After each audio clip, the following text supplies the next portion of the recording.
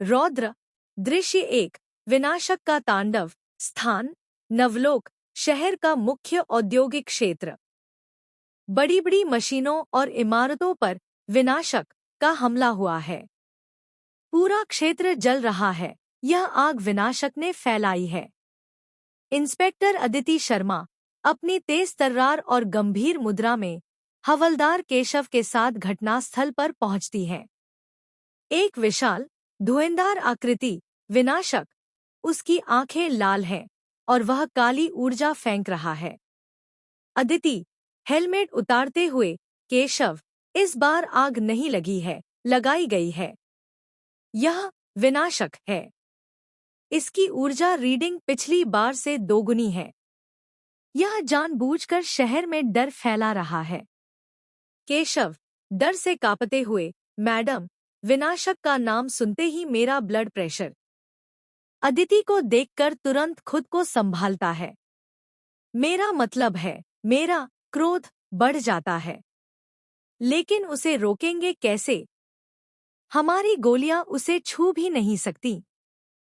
तभी दूर आसमान से विशाल पूर्णिमा के चांद के ठीक सामने एक लाल आकृति रौद्र हवा में तैरता हुआ आता है।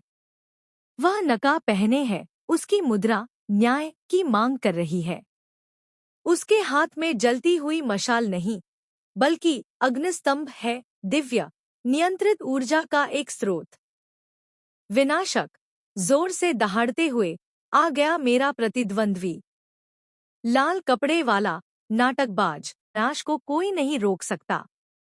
रौद्र गहरी दृढ़ आवाज में, जिससे चारों तरफ की आग थोड़ी धीमी हो जाती है, विनाशक, तुम शक्ति और घमंड के नशे में चूर हो। यह आग, यह विनाश तुम्हारा अंत लिखेगा। आज रौद्र का मतलब सिर्फ गुस्सा नहीं है। आज रौद्र का मतलब है प्रतिशोध। दृश्य 2। अनसुलझा सस्पेंस और ड्रामा। स्थान नवलोक, शहर का गुप्त पुलिस मुख्यालय, एक बंकर में। अदिति, केशव और शहर के वैज्ञानिक प्रमुख डॉक्टर जयंत, रौद्र और विनाशक के बीच हुए पिछले संघर्ष के फुटेज देख रहे हैं। अदिति, डॉक्टर जयंत, विनाशक कौन है? ये तो हमें पता है, एक असफल सरकारी प्रयोग। पर रौद्र कौन है? उसका लाल कपड़ा, हवा में तैरना, क्या वो भी उस प्रयोग का हिस्सा है? डॉक्टर जयंत चश्मा ठीक करते हुए, सस्पेंस यहीं पर है, इंस्पेक्टर। रौद्र का डीएनए डेटाबेस में किसी से मेल नहीं खाता, लेकिन उसकी शक्ति विनाशक की शक्ति को बेअसर कर देती है। विनाशक अंधेरे और डर से ऊर्जा लेता है, जबकि रौद्र, स्क्रीन पर जूम करते हुए, रौद्र क्रोध और न्याय की भावना से ऊर्जा लेता है।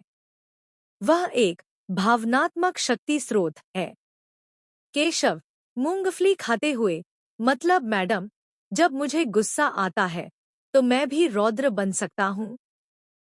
डॉक्टर जयंत और अदिति उसे घूरते हैं। ओह, मेरा मतलब है, रौद्र की तरह मैं भी न्याय के लिए लड़ सकता हूँ। अदिति गंभीरता से, केशव, यह ड्रामा नहीं है। विनाशक अगली बार शहर के सबसे बड़े सोलर पावर प्लांट पर हमला करेगा। और अगर रौद्र वहां नहीं पहुंचा, तो पूरे शहर में अंधेरा छा जाएगा। दृश्य 3। रौद्र बनाम विनाशक, क्लाइमेक्स, एक्शन कॉमेडी। स्थान सोलर पावर प्लांट की छत। चारों तरफ विशाल सोलर पैनल लगे हैं। विनाशक पूरे प्लांट को अपनी काली ऊर्जा से नष्ट करने की कोशिश कर रहा है। रौद्र तेजी से हवा में तैरता हुआ आता है। विनाशक हंसते हुए, तुम देर से आए, रौद्र। अब नवलोक हमेशा के लिए मेरी अंधेरी दुनिया बन जाएगा। रौद्र हवा में स्थिर होते हुए, मेरे आने का इंतजार मत करो, विनाशक। तुम्हारी बर्बादी का समय शुरू हो चुका है। दोनों के बीच भीषण लड़ाई शुरू हो जाती है। विनाशक अंधेरे के गोले फेंकता है। रौद्र अपने अग्निस्तंभ से प्रकाश की ढाल बनाता है। रौद्र विनाशक को एक सोलर पैनल की तरफ धकेलता है। रौद्र डायलॉग, तुम्हारी शक्ति अंधेरे में है और मेरा रौद्र रूप प्रकाश में। विनाशक रौद्र की तरफ तेजी से एक काली परछाई फेंकता है। रौद्र उसे चकमा देता है, लेकिन परछाई केशव को पकड़ लेती है, जो वहां छिपकर वीडियो बना रहा था। केशव डर से चिल्लाते हुए, मैडम, मैं अंधेरे में जा रहा हूं। ये बहुत थ्रिलिंग है। विनाशक केशव को हवा में उठाते हुए, रौद्र, अगर तुमने आत्मसमर्पण नहीं किया तो यह बेवकूफ पुलिसवाला। विनाशक केशव को हवा में घुमाता है। रौद्र गुस्से में, उसकी आंखें चमकती हैं, विनाशक, उसे छोड़ दो, उसका कोई कसूर नहीं है। रौद्र अपना अग्निस्तंभ नीचे जमीन पर जोर से मारता है। एक जोरदार बूम की आवाज आती है और ऊर्जा का एक छल्ला विनाशक की तरफ जाता है। विनाशक केशव को छोड़कर पीछे हटता है। रौद्र तेजी से केशव को पकड़कर अदिति के पास छोड़ आता है। केशव अदिति से हाफते हुए, मैडम, उसने मुझे छोड़ दिया।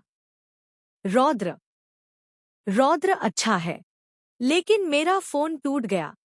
रौद्र और विनाशक की अंतिम लड़ाई होती है।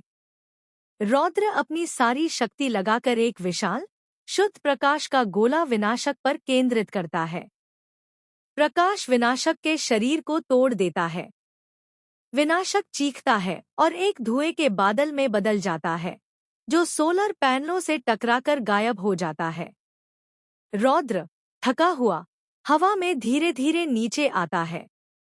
वह अदिति को देखता है, एक पल रुकता है और बिना कुछ कहे अंधेरे में गायब हो जाता है। अदिति केशव से, विनाश खत्म। पर रौद्र कौन है?